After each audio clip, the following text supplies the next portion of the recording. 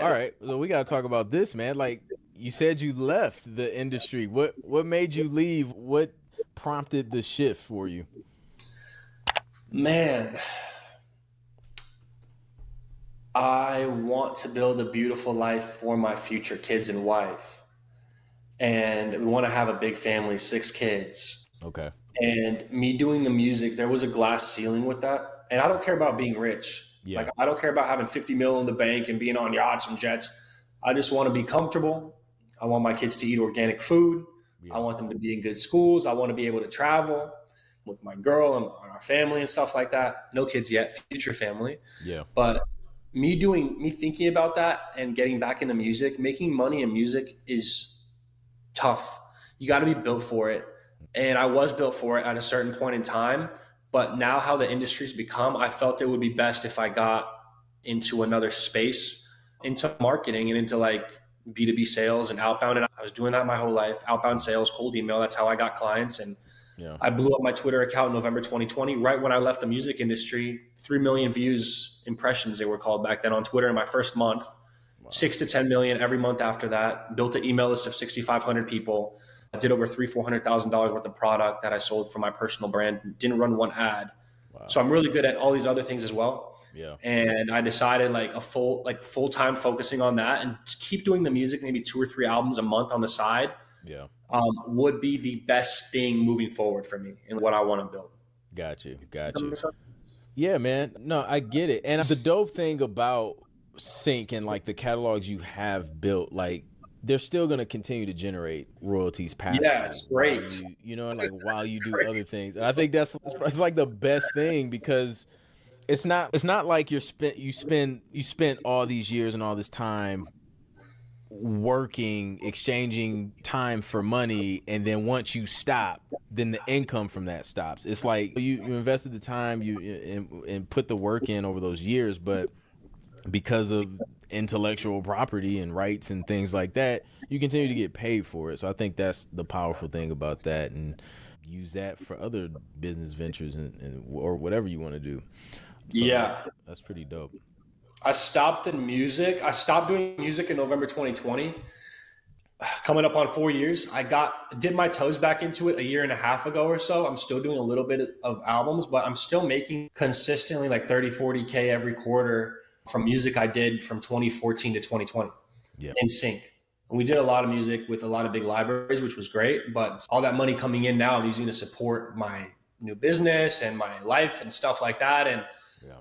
it's a gift, and it's beautiful. It's a beautiful thing. It was a curse for a little bit for me because it demotivated me a little bit. I lived just off the royalties, but Hmm. then I learned like I new motivations and stuff. And now it can be a curse if you have that amount of royalties and you let it, but Hmm. that's up to you. And that's up to me as a man to not let it be a curse. Yeah. Yeah. Yeah. It's a Yeah, beautiful man. Yeah, yeah, absolutely. So the marketing, have you always been involved? Because you said you've been doing that like for a while. Talk about that because I feel like marketing, even as a producer, the difference between the producer who can create income from the skills that they have and the one that continues to struggle making money is marketing and branding and understanding how to communicate. So I guess talk about that, like how you got started in that and how that also helped you even in music and transferring that thing. into what you do now. That's everything. If you want, I can give you my system for how I got all my clients, and Yeah, it's pretty simple. let's dig My into it, music man. clients. Today's video is brought to you by TV Placement Mastery. This is my high-level coaching program for producers to fast-track you to your first licensing deal within 90 days. Now, this is an invite-only program, so you have to apply, and I only work with a few producers at a time. So just go to tvplacementmastery.com or click the link in the description to apply. Yeah, so cold email, okay, reaching out to people who don't know who you are. That's how I pretty much got all my clients: Red Bull, Universal, Warner, Sony, BMG. We worked with Five Alarm, Megatrax. I pretty much ended up working with everyone I wanted to work with, other than maybe Extreme Music. I don't know why. I had a meeting with the CEO, everything in 2018, 19. Anyways, through cold email, I started working with everyone. Yeah. And my system was, okay, cool. I have 50 people, 50 libraries that I want to work with. So I'm going to create new music and I'm going to email them every 3 to 4 weeks with new music, with new album concepts, with maybe 3 to 4 tracks at a time, maybe a finished album at a time, maybe a track or two in an album idea. Hey, let's do this album together. I got this drill album idea, Chinese drill or whatever. And I did that every 3 to 4 weeks. The key is not to bug them. The key is don't send them emails. Hey, did you see this email? Did you check the tracks? Did you every day, every 2 days? Every 3 to 4 weeks, you send them great music. They're not going to check it maybe the first or second time you send. But if you have music that's just better than everyone else's, and you keep doing this for 3 to 4 weeks, or every 3 to 4 weeks for months, if you have 50 prospects, you send out 15 emails to each, 15 to 20 emails to each over the course of a year with great music every time, and you're personable and you're friendly and you personalize the emails. Hey, Jim, how's everything at First Calm? Saw the new album you put out, the new hip hop album. Sounds great. Whatever. You have a beautiful family, by the way. You do that, you're going to get a bunch of clients. Like, you're going to get a bunch of clients. There's no way you don't. It's going to be hard not to. Yeah. But the music has to be there, and the album concepts have to be there. They have to be in line with what they're doing. They have to be innovative, modern, sound really great sonically, be really great, and a great arrangement for sync with the edit points and the transitions, which are incredibly important, short intros, the sting endings, all that good stuff. If you have that, you bring that in a package together for these libraries, you make it easy for them. You're personable, you're friendly, you're warm, you're leading with love and positivity over the course of time, and you don't annoy them. That's the secret. Facts. I could not agree more. Man, bro, like treating people like humans, not like just another opportunity for you to get something out of the situation. You know what I mean? Because it's easy to just, let's just copy and paste, boom, and not do the research. A lot of people, I get hit up all the time, like, what's the best library to submit to? And they want like the contact, and they just want to hurry up and submit. But it's just, you have to do a little bit of research, man. You got to work on the music. You got to see what's working, what's on their website, what's in their catalog, and make sure you're giving them value first before asking for opportunities. Yeah. And I transfer that over to what I do now. Like, whenever I do any cold email, LinkedIn DMs, that's what I do now with my agency, coaching, consulting.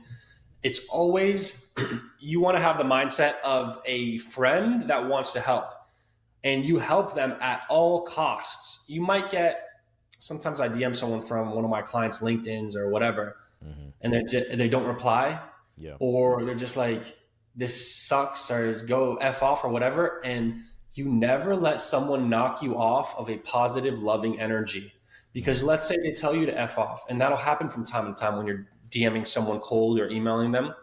That's a projection of their low level of consciousness.